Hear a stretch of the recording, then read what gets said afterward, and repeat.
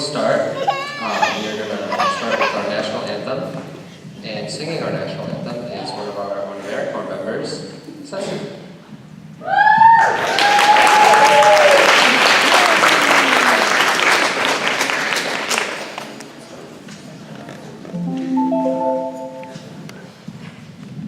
Everyone will please stand. And feel free to join in singing our national anthem.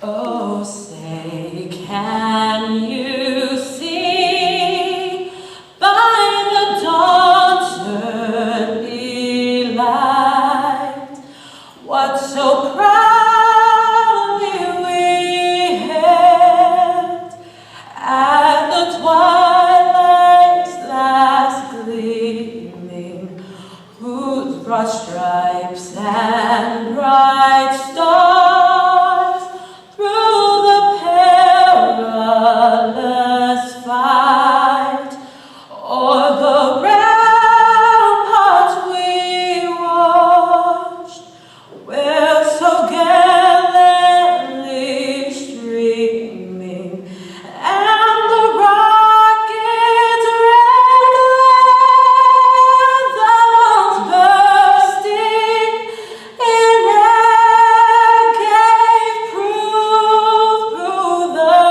night that our flag was still there.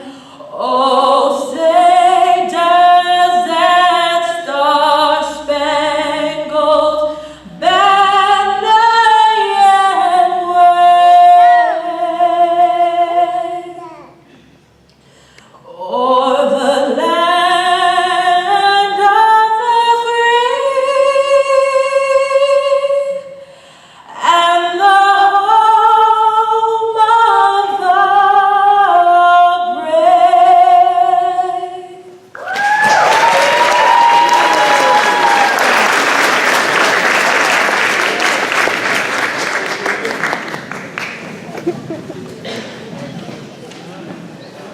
I'd like to thank you all for coming tonight. We're all here for the same reason, for Martin Luther King Day. And it's something about bringing community together. Ties in very well with the AmeriCorps here in Port Angeles. We're all here, and all of us here work in the public school system, and we're here to help students, help the community, and be here and watch it grow and grow with it. I think that ties very well in giving back to community and helping strengthen our communities, as Martin Luther King did. We have a mixed bag of stuff for tonight. We have a guest speaker. We have some small play or readers theater for your students, your children. And we also have some poems and, what was the other one? Some more readings, essays written by some of the children that attend the public school systems that we are all in. So, without further ado, Ceci, if you're ready. That was supposed to be the turn.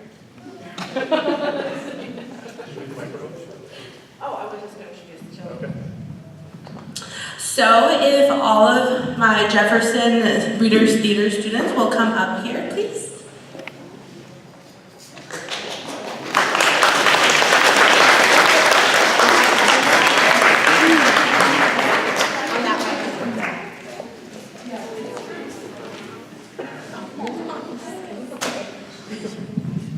Okay, so I worked with, these are all sixth graders from my drama club, and they stayed an extra hour after school all last week to perform this for you guys, and I think they really did a really great job.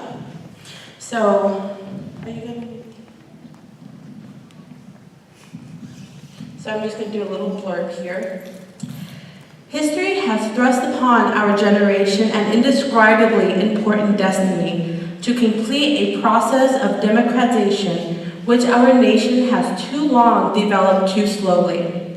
How we deal with this crucial situation will determine our moral health as individuals, our cultural health as a region, our political health as a nation, and our prestige as the leader of the free world. Martin Luther King Jr., 1958. Strong we came together. Martin Luther King Jr. spoke to us, saying, I have a dream. We listened, remembering our dreams, bad dreams, nightmares. Martin Luther King spoke. I have a dream that one day this nation will rise up and live out of the true meaning of its creed. We hold these truths To be self-evident, all men are created equal. We listened, remembering. I remember a hot summer day in a swimming pool, laughing children splashed in the cool water. I pointed to the sign by the gate and asked, what does that say? Whites only. Learning those words was easy. They were all over town in store windows. Whites only. In city parks. Whites only. Martin Luther King spoke. I have a dream that one day sons of former slave owners will be able to sit down together at the table of brotherhood. We listened, remembering.